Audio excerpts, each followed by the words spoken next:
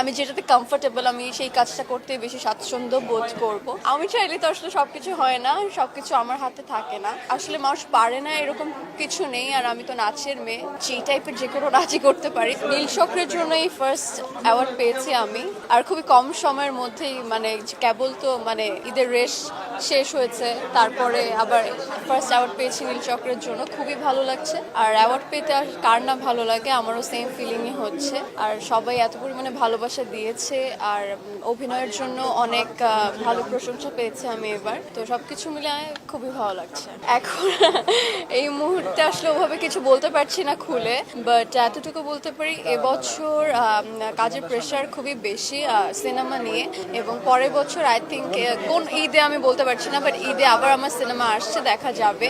2-3টা কাজ নিয়ে আসলে এই মুহূর্তে খুবই বিজি সিনেমা নিয়ে। তো আর আমি চাই যে ডিরেক্টর প্রডিউসারের মাধ্যমে আসলে ঘোষণাটা আসুক, আমি না দিই, এটাই বেটার। আসলে সিনেমা তো বেশ অনেকগুলোরই প্রপোজাল এসেছে, চাইলেই তো আসলে আমরা সব কাজ করতে পারি না, তো বেছে বেছে কাজ করা উচিত, স্ক্রিপ্ট ভালো বুঝে, ক্যারেক্টার ওয়াইজ বুঝে, সব কিছু মিলিয়ে আসলে। তো অনেক কাজে আসলে কো অ্যাক্টার মিলে যায় বেশ কিছু জায়গায়। এখন সবকিছু মিলিয়ে যদি আমাদের কাজটা হয়, তাহলে অবশ্যই ইন ফিউচার বা কিছুদিন পরে দর্শক আমাদের আবার একসাথে দেখতে পারবে, আর অন্য সিনেমা অন্যদের সাথেও দেখতে পারে। আমি ভেরি কনফিউজ অ্যাকচুয়ালি, কার সাথে দেখবে এই মুহূর্তে আমি বলতে পারছি না। শুধু ওনার সিনেমা বলে না, আর অনেকগুলো সিনেমা নিয়ে কথা হচ্ছে, সাইনও করেছি, তো ওনারটা আমি আসলে জানি না, আমি এখনো ওইভাবে বলতে পারবো না যে হ্যাঁ করছি or something like that. Actually commercial film যেটা হয়, আমার যে দুটো হয়েছে, কাজল রেখা এবং নীল চক্র, দুটোই পুরো একদম গল্পের মাধ্যমে গিয়েছে, একটা আর্ট ফিল্ম বলা যেতে পারে, একটা বিগ ক্যানভাসের মুভি, আর একটা নীল চক্র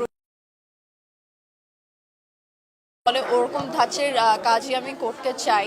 দিন শেষে আসলে মানুষ পারে না এরকম কিছু নেই, আর আমি তো নাচের মেয়ে, সেই টাইপের যে কোনো নাচই করতে পারি, সো আমি যেটাতে কমফোর্টেবল আমি সেই কাজটা করতে বেশি স্বাচ্ছন্দ্য বোধ করব। সো আমি চাই যে এরকম কোনো কাজ আসুক ইন ফিউচার, যেটাকে আমার মানে পারফেক্ট ওয়েতে আমি চাই।